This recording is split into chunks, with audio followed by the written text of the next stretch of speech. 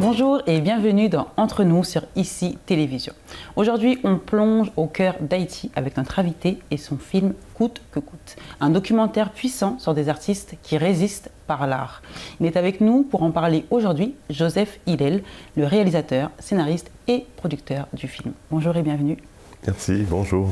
Merci d'avoir accepté notre invitation. On va discuter justement de la sortie du documentaire Coûte que coûte. Et avant ça, bien sûr, j'aimerais juste que vous vous présentez un petit peu à notre audience et juste rapidement rappeler un petit peu comment vous êtes arrivé dans ce milieu-là, en fait. Dans le milieu du cinéma? Par accident. Par accident, oui, okay. Par accident. J'ai étudié en journalisme, je faisais j'écrivais, et après ça, j'ai travaillé en pub, j'ai écrit des textes. Je me suis ramassé réalisateur dans une station de télé qui n'existe plus, qui s'appelle Musique Plus. Okay. Et puis après ça, j'ai fait des bandes annonces de films pour le cinéma. Et puis tranquillement, ça m'a amené à avoir une boîte de production avec des gens autour qui gravitaient, qui voulaient faire du cinéma. Et puis je suis devenu comme producteur comme ça, sans prendre de cours. Et j'ai produit... C'est autodidacte en fait. Oui. Okay. Alors j'ai produit des courts-métrages. Et puis sur coup, les films que j'ai produits, des courts-métrages, 2 longs-métrages, les films ont gagné des prix, par exemple 3 années d'affilée à Toronto. Et puis pouf, j'avais une boîte de production avec plein de projets.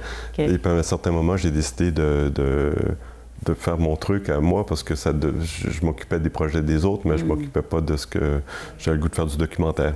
Alors, le documentaire, ça me permet de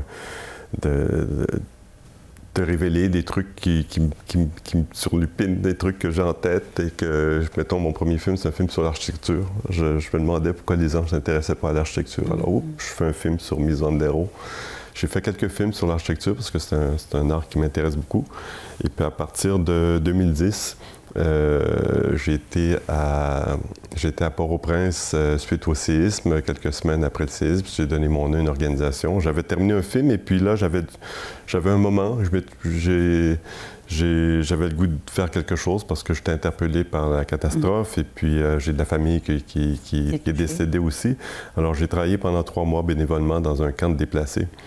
Et puis là, j'ai vraiment eu un coup de cœur pour les gens que je trouvais courageux, dignes, et puis quelque chose qui ne m'avait pas été révélé avant. Parce que lorsqu'on y va pour quelques jours, quelques semaines, qu'on est blanc aussi, on est toujours un petit peu en marge, mais là, j'étais au cœur de la réalité. Du peuple, et je voyais des gens extraordinaires chaque jour qui se relevaient de ce qui venait de se passer. Et puis, j'ai eu le goût de documenter ça.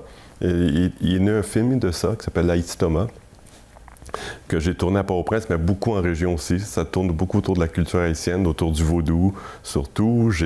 Alors, ça m'a amené à faire le tour du pays. Des fois, je dis à mes parents, je connais plus Haïti que vous. C'est vrai. Et puis, c'est ça. Je voulais présenter cette culture-là qu'on connaît trop peu, parce qu'on entend trop souvent parler de choses négatives ici. Je dis trop souvent parce que ce n'est que ça, presque. Et puis, je me dis, bon, est-ce qu'on peut changer de cassette? On va essayer d'emmener un angle différent. Et justement, on va regarder un petit extrait tout de suite et on va continuer d'en parler juste après.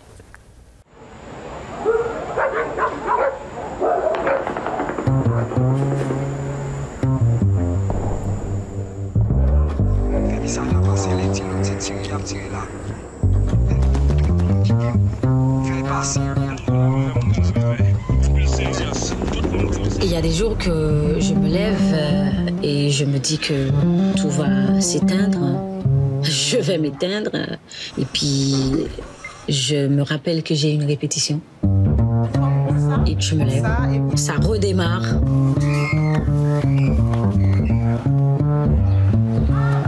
Malgré la crise politique, sécuritaire que traverse le pays, ce festival n'est plutôt pour l'humaine. J'ai envie de dire coûte que coûte. Coûte que coûte, parce que très simplement, quand on fait du théâtre dans un pays comme Haïti, c'est un acte de résistance.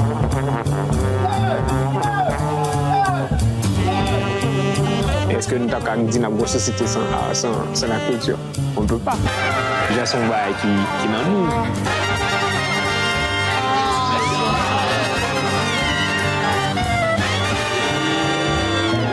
Vous qui êtes de la créativité, continuez.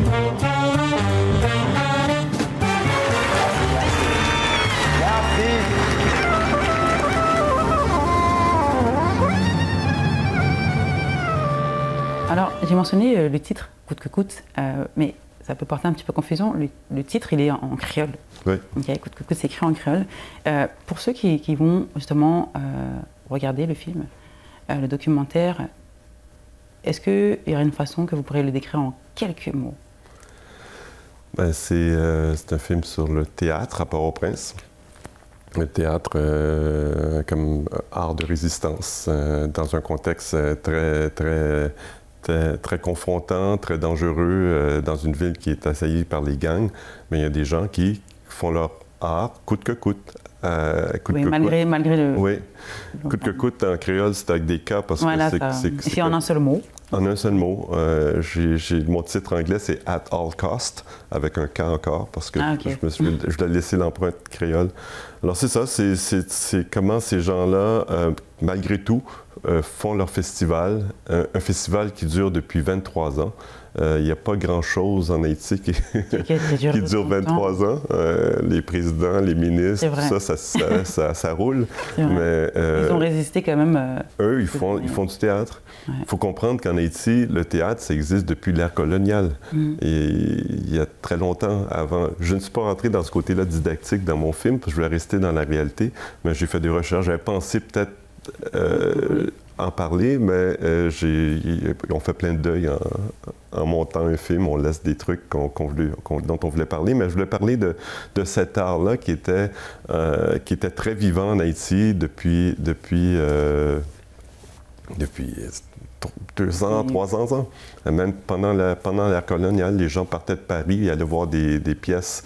Il y avait plein de théâtres à Port-au-Prince, à Léogane, à plein d'endroits. Et puis, je ne le raconte pas dans le film parce que ça aurait été un petit peu trop lourd. Je me suis dit, je vais rester sur le vivant et puis sur où est-ce qu'on vit aujourd'hui. Mais justement, on va faire une petite pause et on va continuer d'en parler juste après. Dites-moi un peu, Joseph, là, on est de retour après la pause. À quel moment vous vous êtes dit, OK, là, j'ai rencontré ces personnes-là, je suis en Haïti, là, maintenant, j'ai un documentaire. Je sais que j'ai quelque chose... Un projet. Un projet. Il y a 10 ans, un réalisateur québécois, Philippe Falardeau, m'invite à aller... il cherche un comédien haïtien pour son prochain long-métrage qui s'appelle Guy Basse s'en va en guerre. Et puis il me demande il cherche un jeune acteur de 18-22 ans, genre, pour son film. Et qui a un rôle important dans son film. Alors, il veut faire ce casting-là en Haïti. Il me demande d'aller... Il sait que je suis connecté sur Haïti, que je suivais souvent. Alors, je vais faire ce casting-là avec Guy Régis Junior, qu'on voit dans le film. Je l'avais rencontré sur mon film précédent. À ce moment-là, lui, il est directeur d'un département de théâtre à l'école de théâtre d'Haïti. Et puis, on lance des invitations et arrive à peu près, en tout et partout, près de 200 jeunes qui me disent « c'est moi Souverain », parce que l'acteur en question s'appelait Souverain. Et puis, ils arrivent chic, cravate, et puis ils viennent. Il y avait même des femmes qui sont arrivées veston, cravate, qui voulaient faire le rôle.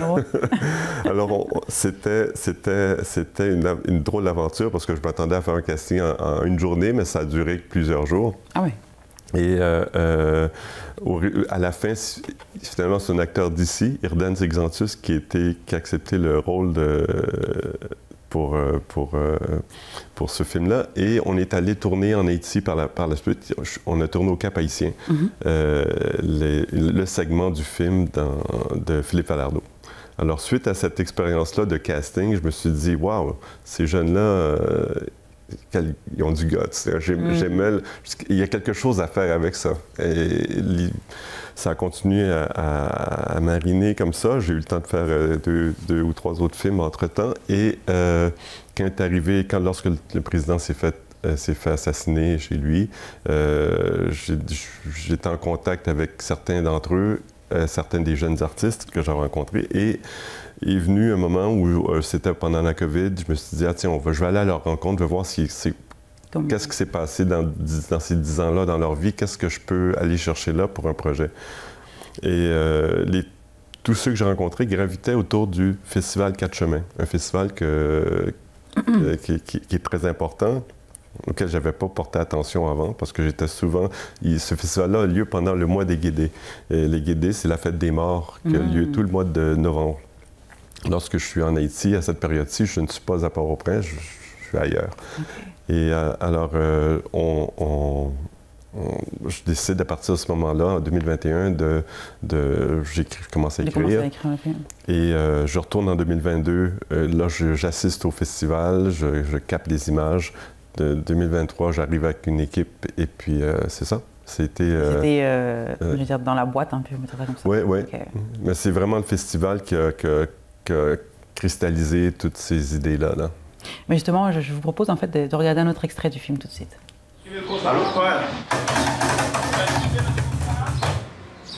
Pour un comédien en Haïti vivre, il faut faire plusieurs autres petits bagages sous côté. Comme on dit ça, il concerne Montréal tout. Oui, mais sauf qu'en Haïti, c'est pas comme si il y a un bagage sous côté qui existait vrai.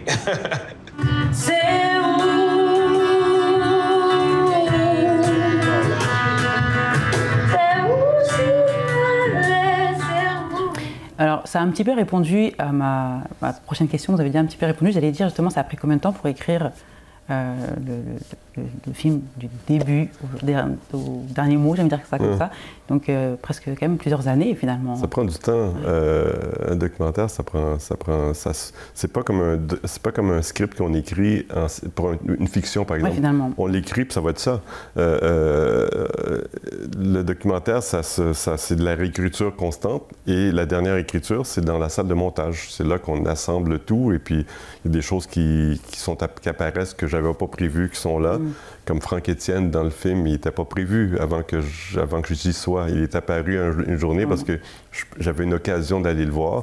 Il vit dans une zone dangereuse. On s'est organisé, puis oups, on a pu y aller. Mais il n'était pas dans mon scénario. À la base. Ouais. Et pourquoi c'est important pour vous que vraiment le public, le monde voit justement ces artistes, ce qu'ils font, ce qu'ils essayent quand même de faire dans les conditions difficiles dans lesquelles ils sont.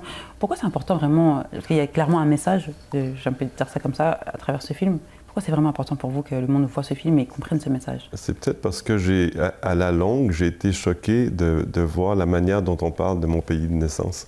À un moment donné, ça devient irritant, là, et surtout lorsqu'on sait que c'est pas vrai. Moi, je sais que le journaliste qui va débarquer là, il y a une époque, le journaliste s'en va dans le bar de l'hôtel et puis il va faire son topo là, puis il connaît rien de la rue. La vraie réalité, finalement. Non, il parle avec le barman et puis il décide que c'est ça le truc.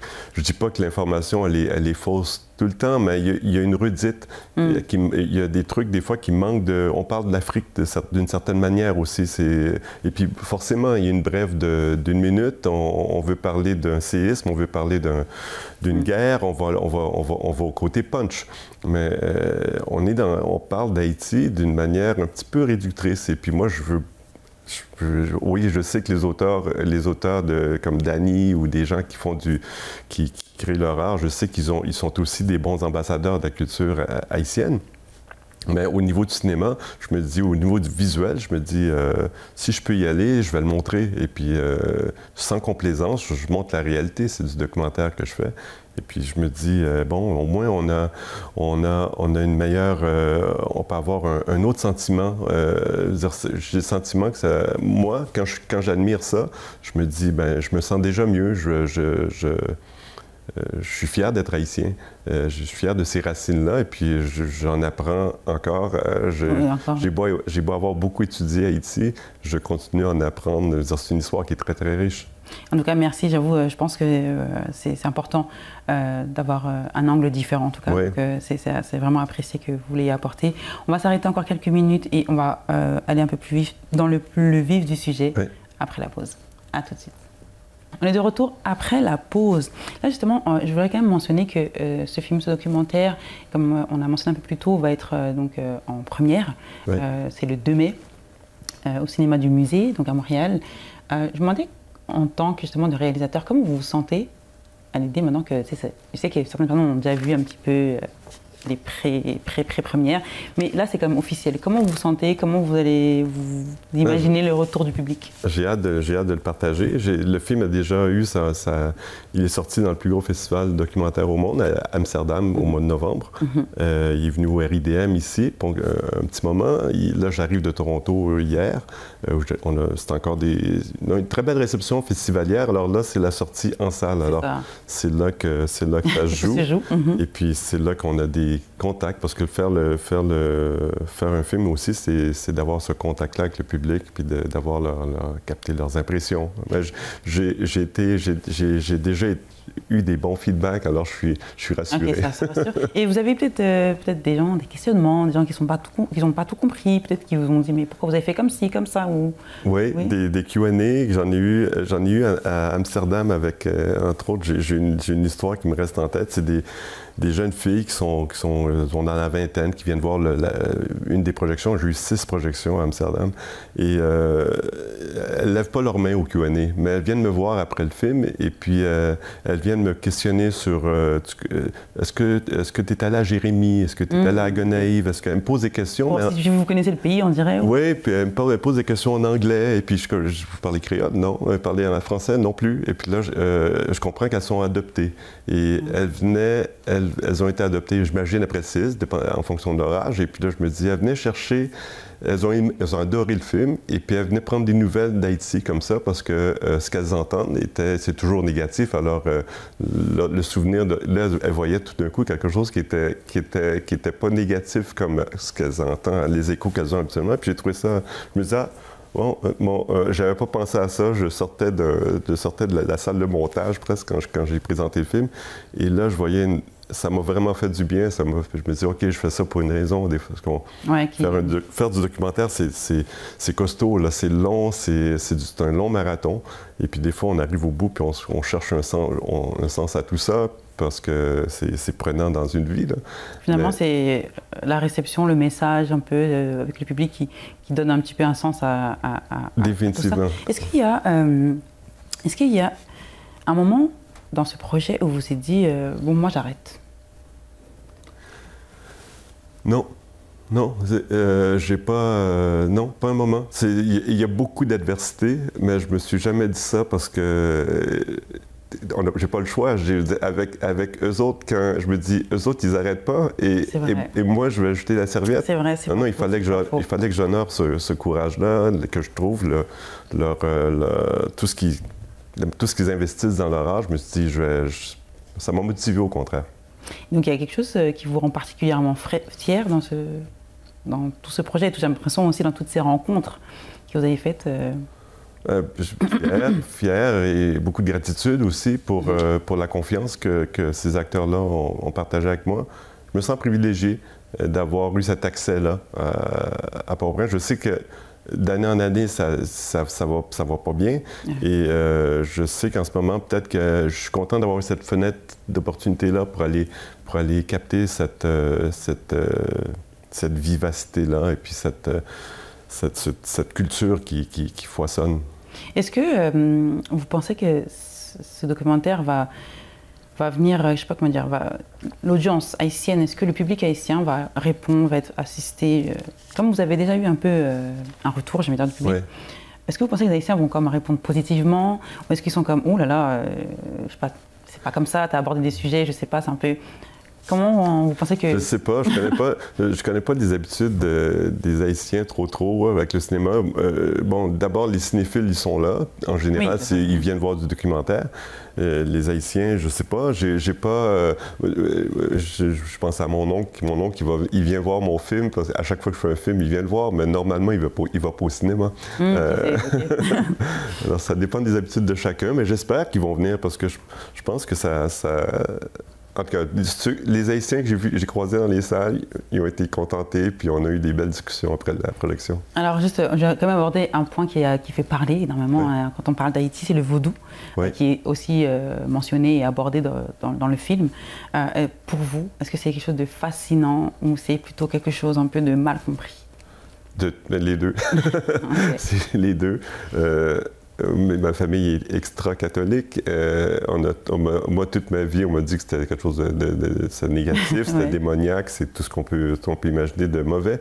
Et il a fallu que j'aille en Haïti, que j'aille voir des cérémonies, que j'aille rencontrer des personnes foudouisantes pour comprendre que c'était quelque chose de magnifique et de très riche. Il faut comprendre d'où ça vient, il faut l'approcher un peu. Je ne pratique pas le vaudou, loin de là, mais quand même, je l'apprécie. Il y a un dicton, les Haïtiens disent souvent, il y a comme 70% de protestants en Haïti, 30% de catholiques et 100% de vaudou. Ah oui, d'accord. Et de vaudouisants. C'est quand même assez... C'est dans l'âme de tout le monde, qu'ils veuillent ou non. Ça fait partie de la culture haïtienne. On est arrivé... vaut mieux essayer de le comprendre. Vaut mieux essayer de le comprendre, parce que ça fait partie tellement, j'ai envie de dire, de la culture, même du quotidien. On en parlait, même qu'on soit dedans ou pas, finalement. On ne peut pas le nier. Voilà, c'est ça. Et puis, les gens ont été peut-être brainwashés par des films américains, des trucs... On ne va pas se mentir. Ça joue. Mais en tout cas, merci beaucoup. Merci d'avoir été avec nous. Merci à vous. Merci. On arrive déjà à la fin de notre émission. Merci d'avoir été avec nous aujourd'hui. On se retrouve jeudi prochain à 16h pour une nouvelle émission d'Entre nous sur ICI Télévision. Et avant de vous quitter, je vous laisse avec un petit extrait, encore une fois, de ce film. À bientôt.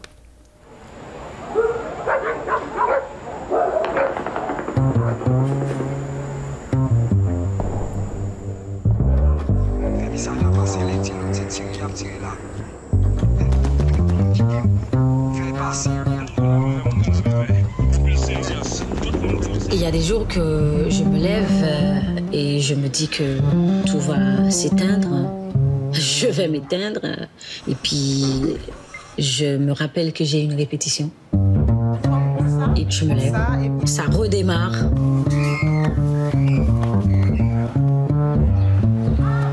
Malgré la crise politique, sécuritaire que traverse le pays, ce festival n'est plutôt pour l'Allemagne. J'ai envie de dire coûte que coûte. Coûte que coûte, parce que très simplement, quand on fait du théâtre dans un pays comme Haïti, c'est un acte de résistance.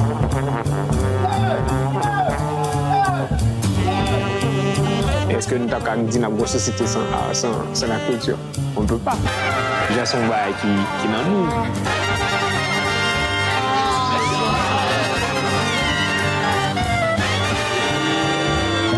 Faut qu'il y ait de la créativité. Constituer.